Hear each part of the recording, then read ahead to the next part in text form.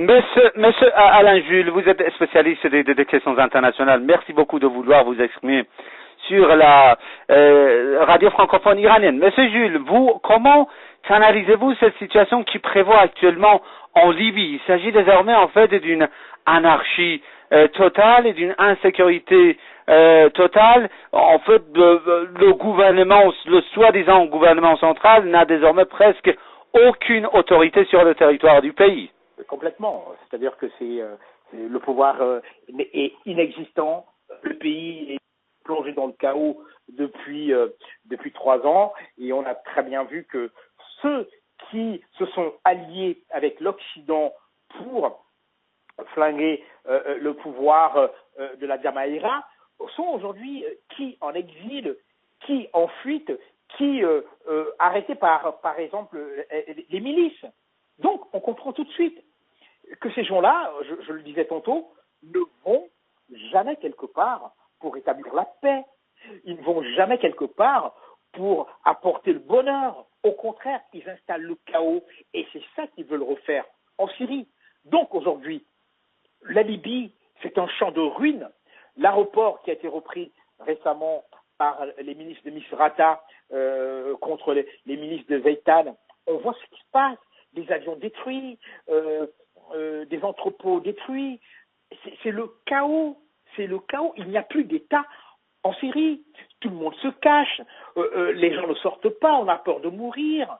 Il y a une peur, une psychose incroyable, de Benghazi à Tripoli, en passant par le Fezzan, même au sud où c'est plus ou moins calme. C'est-à-dire que tout le monde est armé, tout le monde peut tuer qui il veut, etc., etc. Et c'est ça qu'on veut en Syrie, probablement. Ces gens-là sont essentiellement des gens qui sèment, je me répète, le chaos et la désolation partout où ils passent. Et je crois que des pays comme la Russie doivent dire non à ces gens-là, parce que trop, c'est trop. Et donc, on peut dire aujourd'hui que... Mais monsieur Jules, la question qui se pose est de savoir est-ce que des pays comme la Russie ont des moyens pour dire non à ces gens-là, monsieur de Jules? Ben, écoutez, si on passe par le droit, la Russie a prouvé depuis des années que elle reste dans le droit international, le respect du droit international, l'ONU, etc. Malheureusement, ces gens violent les lois internationales.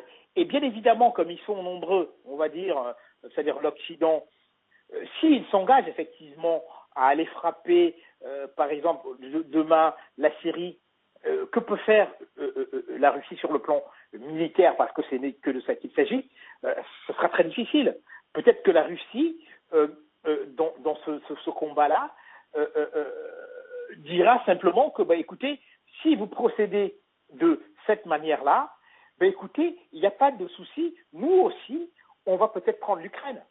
Par exemple, je dis un exemple comme ça, je ne crois pas que ce soit dans les desseins russes de vouloir prendre l'Ukraine, mais concrètement, je crois que la Russie a des outils quand même, des outils assez dissuasifs, il faut l'avouer, notamment si ça commence, ils peuvent faire débarquer leurs missiles sur Damas, c'est possible.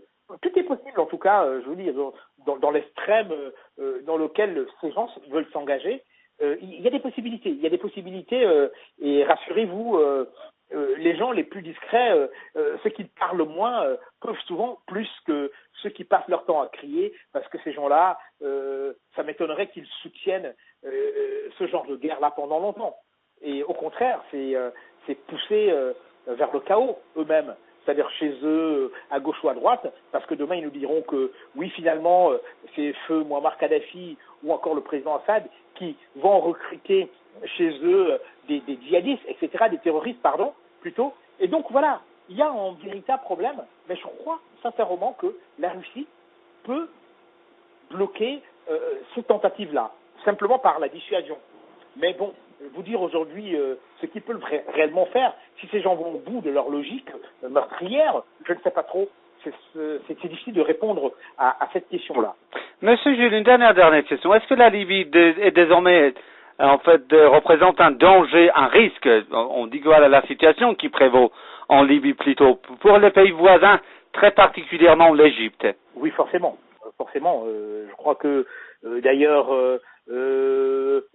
certaines sources disent que les Émirats arabes unis et l'aviation égyptienne ont bombardé les positions djihadistes en Libye. C'est possible. Même comme ces pays démentent, c'est un vrai danger.